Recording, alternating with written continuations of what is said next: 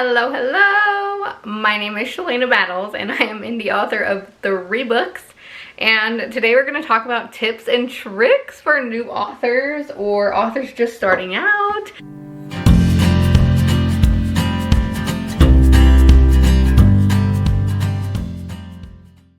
It's another comment that got left on one of my Facebook page posts, and I'm really excited to talk about it because that's my main goal, is to help authors or writers who want to be authors figure everything out and kind of make that happen. And when I was starting out, I had a lot of questions and not very many people to ask.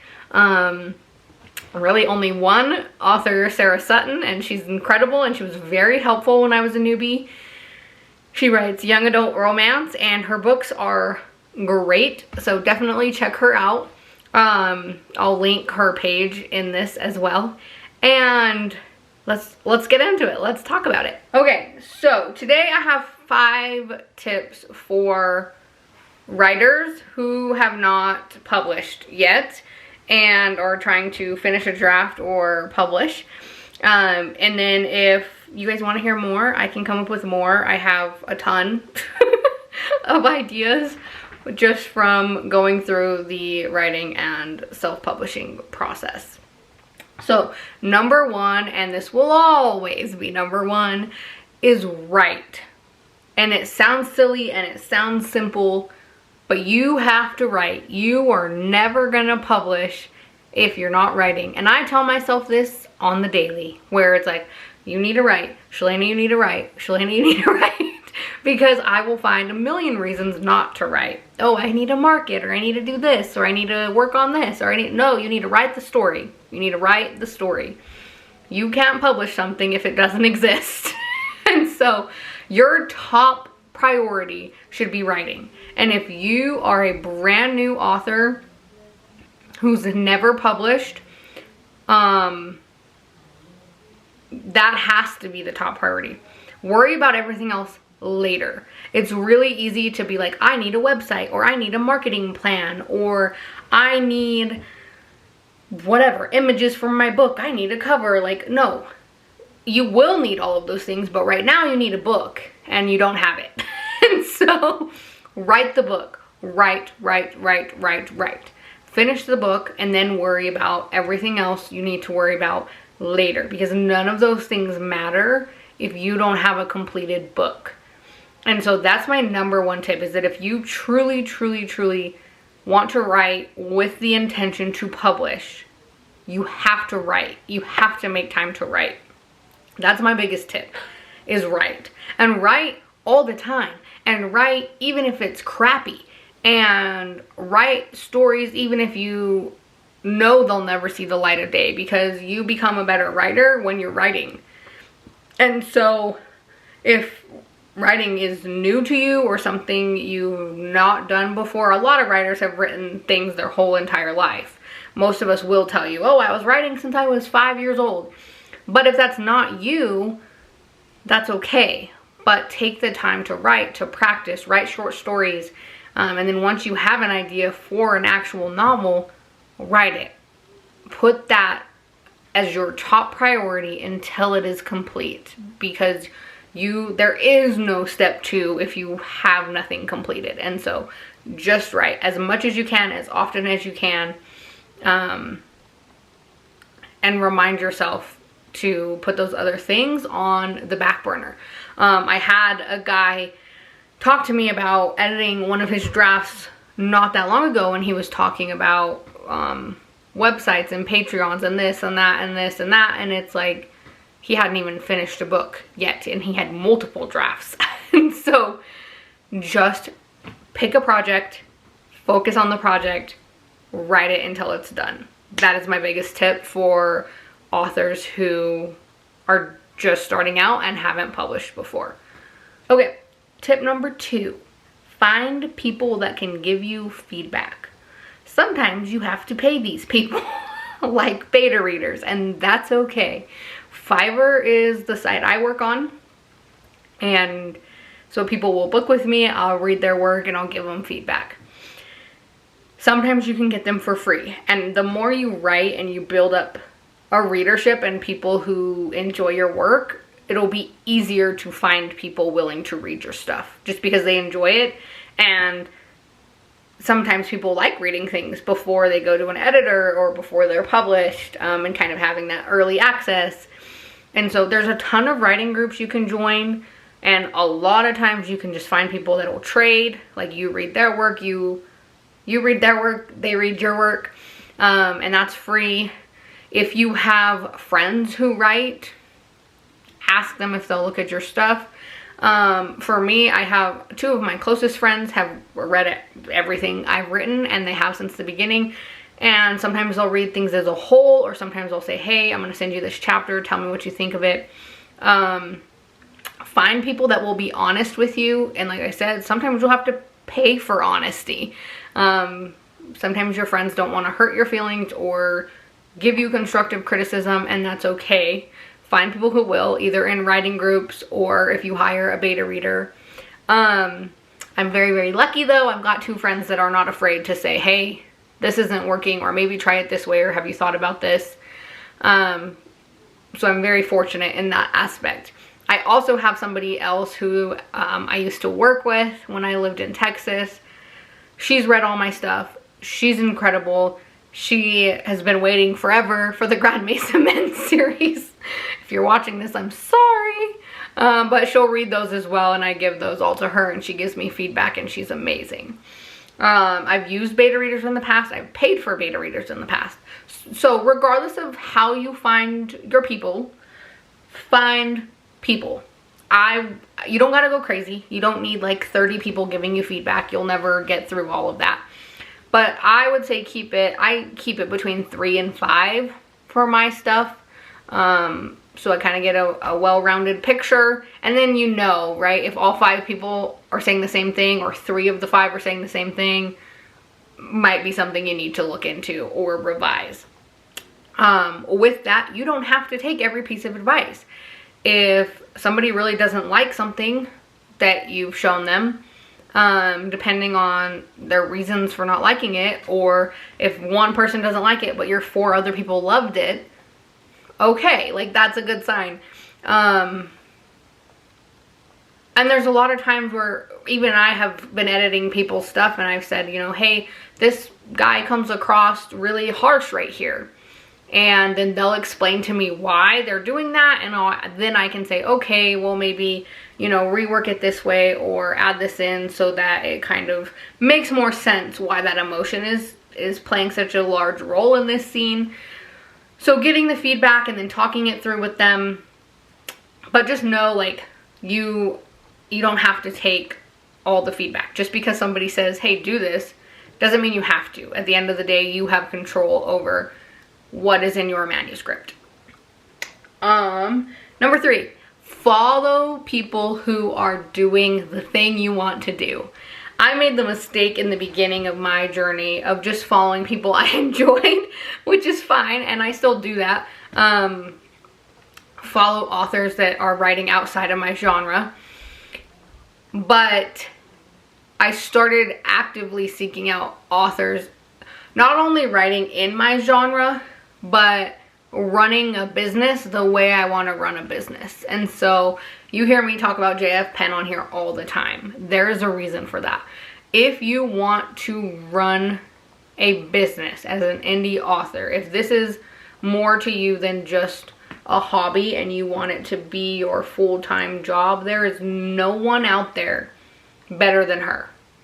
I will link her page in here as well, but she's as good as it gets, and she's phenomenal, and I cannot say enough good things about her. And you'll hear other authors in the business talk about her and talk about, like, oh, they go to her for all of their indie author news, and that's because she's super informed, and she just has this really fantastic way of delivering information. Her podcast is incredible. She's been doing that a long time, so you can scroll through and kind of see her advice. But decide, okay, do I want to publish just as a hobby? Is just as like a side thing that I want to do? Or am I trying to build a business and own my own business and own my own indie publishing company, and what else is going along with that. You know, for me, I know that I want to edit. I want to be able to help new authors just starting out. I want to be able to publish my own books. So I have this pretty clear vision of what I want my business to look like. And now I'm actively seeking out people who are already doing that. And so that's my third piece of advice. If you are new to this, start looking for the people who can model for you what it is you're trying to accomplish. And there's a lot of really good ones out there.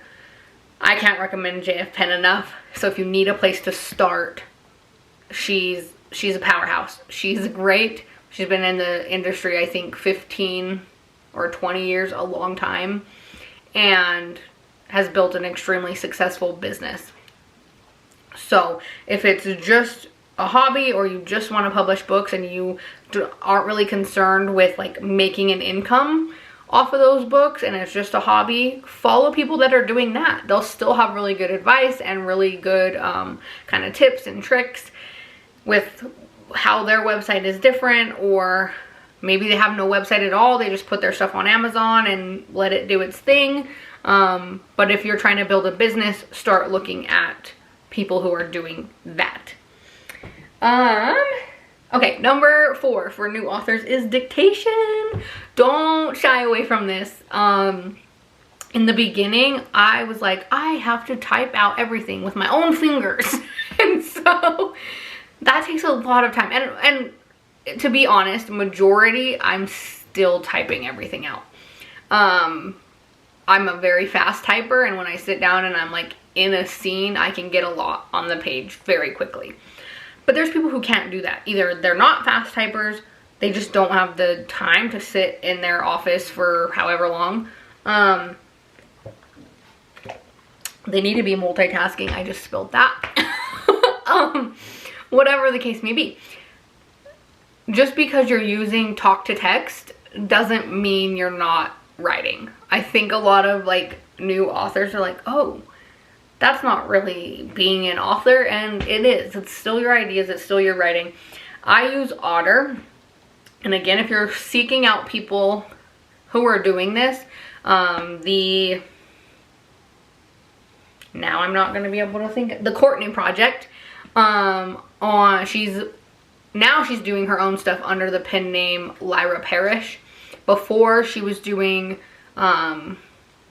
working with another girl, Brooke, and I can't think of Brooke's last name, but they wrote under the pen name Kennedy Fox. Kennedy Fox is huge. They're like a multiple time bestseller, I think USA Today bestseller, romance books. So if you haven't heard of them, check them out. Kennedy Fox, like I said, they're writing separately now, but all their books are still in circulation. And the Courtney Project has some videos on YouTube about using Otter and using dictation, so if that's something you want to know more about. But Otter is really easy. It's an app you can get on your phone. I think you can do it on a computer as well. You're still gonna have to do some writing and some editing, but you literally just pick up your phone and start talking. So you can set it down while you're doing dishes, or while you're, I don't know, waiting to go in somewhere at the grocery store or whatever. If you need to be multitasking, or you just talk faster than you type, talk out your story, talk out your scene, and then you can export it to your computer, and then you can sit down and make the edits, fix any typos, fill anything you need to fill in. It's also kind of a good way for new writers to do things, because sometimes new writers can struggle with getting words on the page, and talking is easier. If you picture a scene in your head and you're kind of just talking it out, sometimes that can be less overwhelming than sitting down and like staring at your blank screen trying to come up with what to put on there. So don't shy away from dictation. That's my other tip, because it can be very helpful. It can help you get things done a lot quicker. And Otter is the one I recommend for that. Okay, my 5th tip for this video for new authors just starting out kind of ties in with my first one, which is write all the words. And the 5th tip is goals. This took me a long time, and it's probably gonna take you a long time. But that's okay. You can have initial goals and change them later as you learn more. But the way I saw my writing career when I published Soul Jumper in 2020 versus the direction I'm going now in 2024, vastly different. The biggest part of that is I published 3 books. I have started editing other people's books. I have learned a lot about the business. I have worked with a lot of different individuals as far as editors and cover designers and beta readers and other authors. And I have a very clear picture of direction and where I'm going. So for new authors, I recommend that you take the time to sit down with yourself and figure out what your goals are.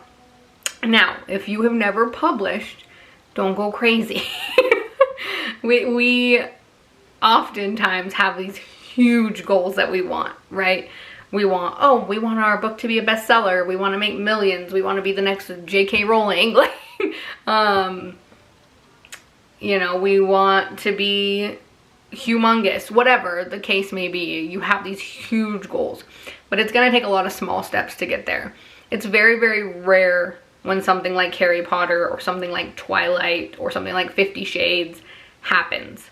Those are, I don't even know, probably way, I don't know what the statistics are. I want to say 1 in a million, but it's probably 1 in like multiple millions of chance of that happening. And I don't say that to be discouraging. I say it because a lot of writers who are very, very successful, making well over 6 figures a year, they're doing it by publishing books. They're doing it by having other methods of income within writing, if that's a podcast or if it's editing services, writing consult services, if they are attending conventions and events as a speaker. So they have this very multifaceted business that they're running, and that's the majority of indie authors.